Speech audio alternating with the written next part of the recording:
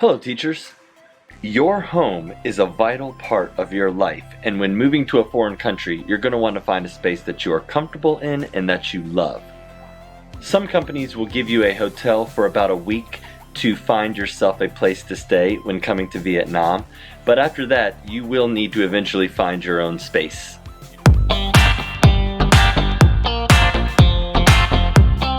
Your best bet is going to be to use an agency. While you can find some vacancy signs or some listings locally, an agent is definitely going to be the most helpful for you.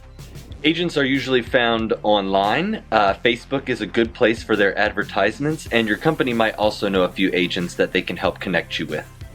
Once you've found an agent, there are a few factors that you need to decide between: an apartment or a house, the area that you want to live in, and the cost. Houses here are typically tall and thin, so they give you plenty of stairs to walk up and down, but they also have plenty of space.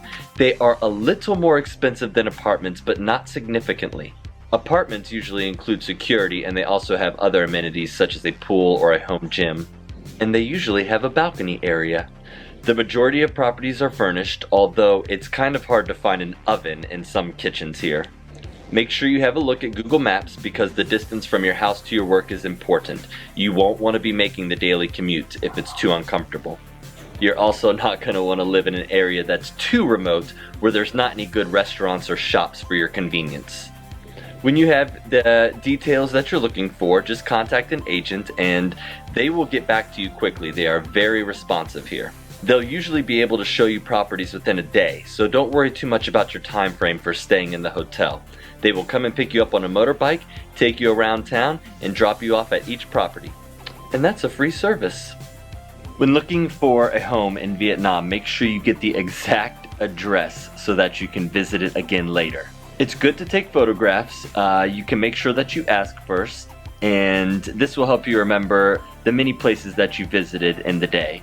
And you can ask about motorbike parking while you're on site as well. Sometimes there might be a tenant already living there, but that's okay. They'll let you view the apartment anyway.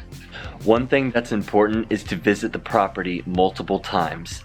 If you visit, say for instance, in the morning time, there might be a whole amount of different things going on then that create different types of noises.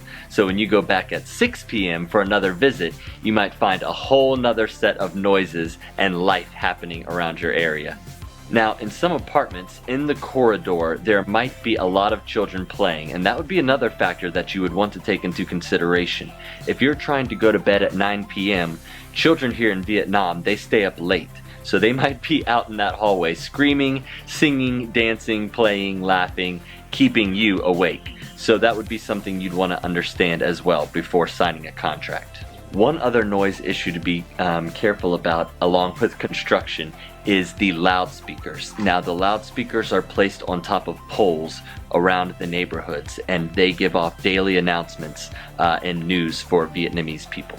You would just want to make sure that your house or apartment is a reasonable distance away from the speaker. Okay, once you've decided where you're going to live, it is time to sign the contract. The contract is the official paper between you and the owner. It outlines the terms and conditions that you have agreed upon, and also everything that comes with the house.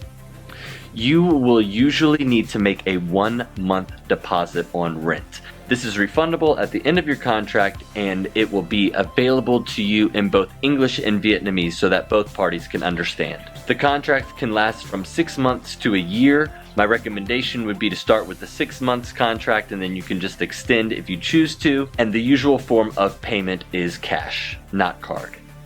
It's usual for the agency to print out a checklist of all the things that will be given to you on the property. So, for example, you want to pay close attention to this. If, for instance, your checklist says that all of the curtains are double layered, but you see one particular curtain that only has a single layer, make sure you make a note of this so that you're not responsible for it at the end of your contract. One of the first things you should do is get an extra key cut. So take your key and just kind of take a walk down the street. If you see a gentleman with a machine sitting on top of a table, he is probably a key cutter. And again, just make sure you know your exact address. In Vietnam, they live in districts and wards. The district is the larger city and the ward is the smaller place inside. This, of course, is going to help you not only find your house, but also help other people like delivery drivers be able to find you. It is important that you are registered with the police at your property, and this is something that your landlord is responsible for, but I would recommend you encourage them to make sure they do. This process is better taken care of within a week, not within a year. So you will need a copy of your passport, you can get a letter from your school, and then your landlord will take it to the police and they will register you for your address. Here's some quick tips for living in a house in Vietnam. Number one is a quick example. Most homes do not have hot water, but they have a machine that you just press a button to turn it on. And then a couple minutes later, your water is running very hot. It takes about 10 to 30 minutes for the water to heat up, but once it's hot, and make sure you turn it off afterwards to save some money on electricity. In the kitchen, you will rarely find an oven, but they will usually come with an electric stovetop or a gas burning stove.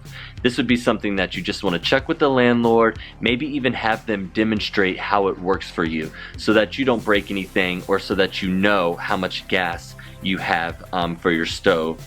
If the gas is empty, the stove won't light and your landlord can take care of the problem right there. So yes, finding a home in Vietnam can be a stressful process, but it is very systematic. Use the agent. Check over the house thoroughly. Read your paperwork. Sign a good contract. And I think that you will enjoy your house and stay in Vietnam. This has been another great article and video. I hope you guys are enjoying these, and I will see you soon, teachers. Bye-bye.